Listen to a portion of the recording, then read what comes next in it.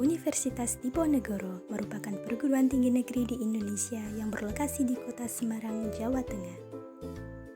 Tahun ini, Undip kembali menyelenggarakan program KKN sebagai implementasi salah satu unsur tridharma perguruan tinggi, yaitu pengabdian masyarakat. Dengan mengangkat tema pemberdayaan masyarakat di tengah pandemi COVID-19 berbasis pada tujuan pembangunan berkelanjutan, Undip telah menyiapkan mahasiswanya untuk terjun ke masyarakat di wilayah masing-masing untuk dapat menebar manfaat di masa pandemi. Berikan yang terbaik. Karena Anda belum tentu punya kesempatan untuk yang kedua atau ketiga. Kesempatan untuk menunjukkan bakti itu ya sekarang ini. Pas KKN ini, Anda sudah punya ilmu, Anda manfaatkan itu.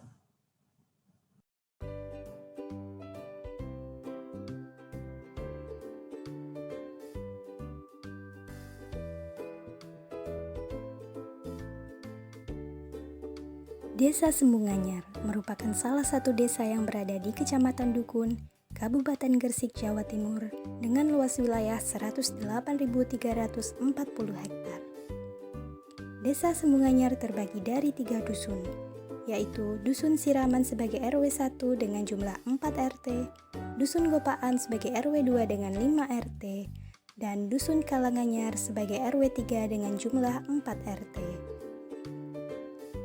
Berdasarkan data RKP Desa tahun 2021, Desa Sembunganyar memiliki jumlah penduduk sebanyak 556 KK dengan total jumlah jiwa 2014 orang.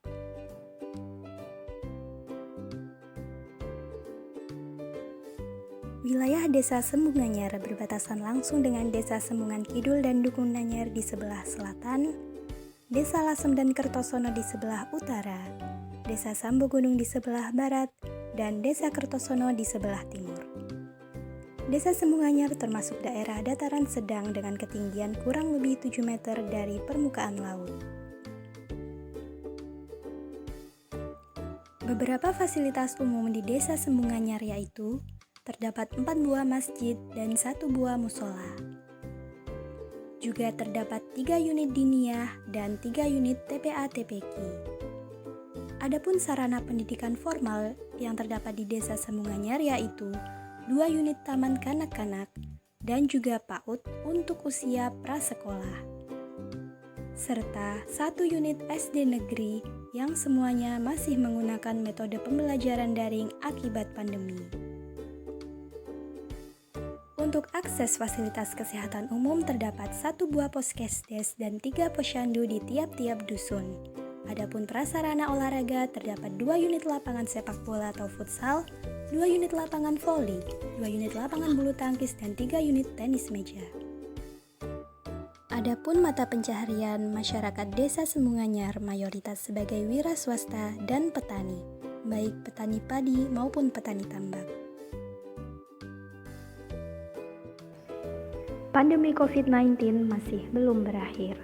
Akibatnya, banyak aspek yang berubah seiring dengan kondisi pandemi yang sudah melanda selama hampir 1 tahun di Indonesia. Masyarakat dituntut berperan aktif untuk menjaga diri dengan penerapan hidup bersih dan sehat, serta tetap mematuhi protokol kesehatan seperti memakai masker, mencuci tangan, menjaga jarak, menghindari kerumunan, dan membatasi mobilisasi. Kesehatan merupakan aset berharga masyarakat dalam melawan pandemi.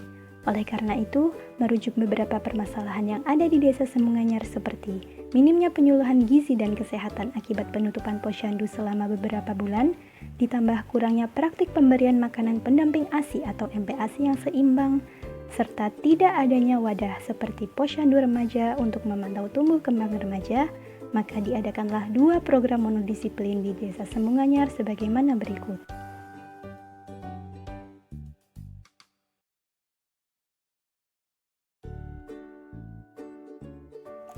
Program monodisiplin yang pertama yaitu penyuluhan MPASI di masa pandemi untuk ibu baduta di wilayah Dusun Siraman, Desa Sembunganyar. Penyuluhan ini bertujuan untuk meningkatkan pengetahuan dan kesadaran ibu baduta mengenai pentingnya pemberian MPASI yang lengkap sesuai dengan usia bayi. Sehingga dengan begitu, bayi atau anak akan sehat karena semua zat gizinya terpenuhi. Sebagaimana kita ketahui, bayi termasuk juga baduta merupakan kelompok rentan, sehingga kecukupan gizi di masa pandemi harus lebih diperhatikan.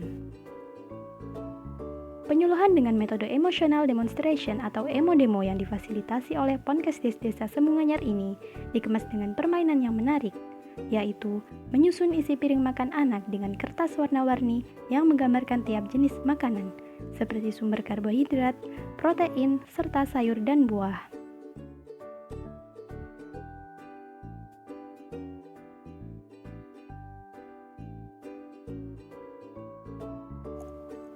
Para peserta kemudian belajar tentang isi piring makan baduta yang benar lewat peran Ibu Sri dan Ibu Rumpi yang diperankan oleh 2 orang kader.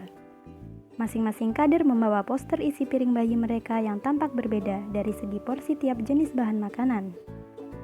Adapun pesan yang dapat diambil dari penyuluhan ini, bahwasannya kebutuhan gizi bayi tidak sama dengan orang dewasa.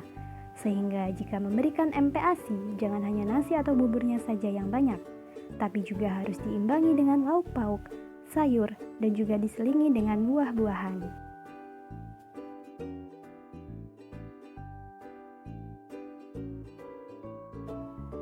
Tidak sampai di situ, rangkaian penyuluhan juga dilanjutkan dengan diskusi seputar permasalahan yang masih dihadapi ibu dalam pemberian MPASI, baik secara door-to-door maupun via chat. Pemberian buklet rangkuman materi seputar MPASI kepada ibu baduta yang di-share ke WhatsApp juga dapat menjadi pengingat bagi ibu, sehingga lebih peduli terhadap pemenuhan makanan yang seimbang untuk buah hati mereka. Program monodisiplin yang kedua yaitu pelatihan pengukuran antropometri dan status gizi yang ditujukan untuk remaja putri Dusun Siraman, Desa Sembunganyar. Status gizi yang bermasalah seperti overweight atau obesitas merupakan komorbid yang dapat meningkatkan risiko gejala berat jika terkena COVID-19. Selain itu, remaja putri yang kurus atau KEK juga dapat berdampak ke fase kehidupan berikutnya. Pelatihan yang terbagi dalam 2 kloter ini dimulai dengan pembagian buku saku dan penyampaian materi singkat seputar gizi remaja serta istilah yang digunakan dalam mengukur status gizi.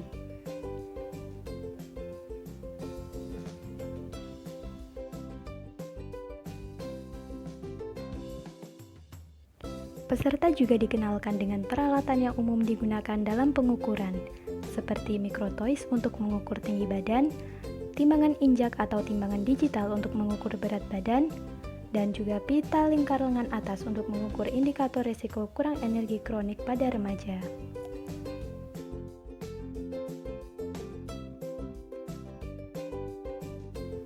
Setelah diberikan contoh langsung cara pengukuran yang benar, peserta secara berpasangan praktik mengukur teman sebaya mereka masing-masing.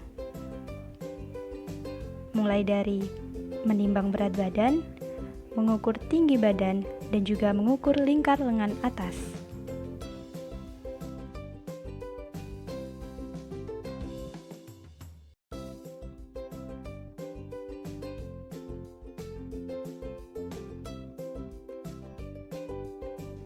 Dengan data tersebut, peserta kemudian diajarkan cara menghitung status gizi masing-masing.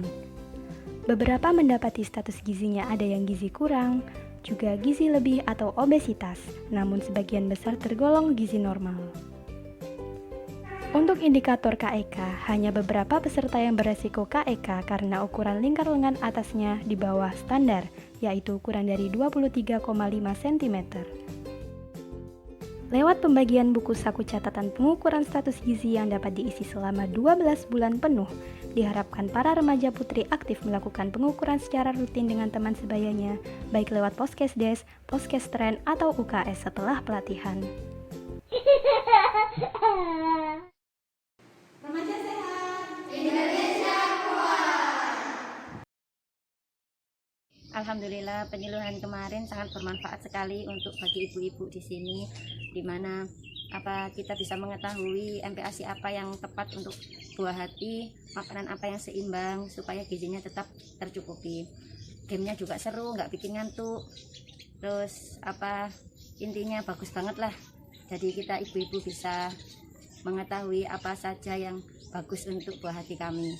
Terima kasih juga atas kumpulan rangkuman MPASI-nya sangat bagus sekali. Kita bisa tahu hasil berat badan kita, tinggi badan kita, dan lingkar lengan atas tangan kita.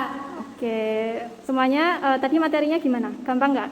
Gampang-gampang susah. Oke, kenapa susahnya? Ya agak bingung. Oke. Terus nanti bulan-bulan depan mau ngukur sendiri nggak? Misal ke Polindes atau ke sekolahnya gitu. Berani? Oke. Terus tadi juga dapat apa tadi? Dapat buku. Oke. Berarti nanti setiap bulannya bisa dicatat ya di bukunya masing-masing hasil-hasil pengukurannya. Jadi nanti kita bisa tahu perkembangannya setiap bulan kayak gitu. Perwakilan dari kader menanggapi kegiatan tadi sangat bermanfaat. Anak-anak remaja sangat antusias untuk bisa mengukur tinggi badan, berat badan, dan lingkar lengan atas dengan benar. Harapan saya adik-adik remaja ke depannya bisa rutin melakukan pengukuran secara mandiri dan bisa lebih menjaga gizi dan kesehatan di masa depan. Sebagai koordinator Ponkesdes Sembung Anyar, selama melaksanakan KKN di Sembung Anyar, Saudari Risti sudah melaksanakan beberapa kegiatan yang ada di desa, antara lain Posyandu Balita, Pos Bindu PTM, dan juga melaksanakan penyuluhan MPASI serta memberikan pelatihan dan penyuluhan kepada anak remaja putri yang ada di desa mengenai status gizi. Dan juga Saudara Risti aktif dalam melaksanakan kegiatan Ponkesdes yang ada di Sembung Anyar. Untuk Mbak Risti, semangat terus. Assalamualaikum warahmatullahi wabarakatuh. Salam sejahtera bagi kita semua. Di kesempatan tahun 2020-2021 ini kami merasa bangga dan gembira ada putra desa yang telah kemudian berupaya untuk mengimplementasikan ilmuannya yang telah diberikan oleh segenap Bapak dan Ibu dosen di Universitas Diponegoro Semarang. Ananda Nurisdiana Izatul Islamiyah adalah sosok generasi yang kita harapkan nanti bisa menjadi generasi penerus dengan keilmuan yang dimiliki untuk pembangunan negara dan juga untuk kemajuan desa semuanya yang kita cintai. Apa yang dilakukan oleh mahasiswa Undip Semarang di desa kami, karena suasana yang sedemikian, alhamdulillah yang bersangkutan tetap semangat dan kemudian bisa bekerjasama dengan segenap elemen, apakah itu pemerintah desa secara utuh, tokoh masyarakat, kemudian juga para kader Posyandu dan Ibu Bidan Desa dan tenaga kesehatan desa. Walaupun dalam kondisi pandemi ini memang ada hal-hal yang perlu tetap menjadi pedoman dalam protokol kesehatan, dan itu yang kemudian semakin diteguhkan oleh mahasiswa kita Ananda Nurisdiana Izatul Islamiyah. Mudah-mudahan ke depan Universitas Diponegoro secara umum semakin sukses dalam melahirkan para sarjanawan, sarjanawati, para generasi muda yang punya keilmuan yang cukup mumpuni dan bisa diimplementasikan pada masyarakat sekitar. Terima kasih, salam sukses selalu, kita semangat, kita lawan COVID dengan segenap apa yang kita bisa. Sekian, terima kasih. Wassalamualaikum warahmatullahi wabarakatuh.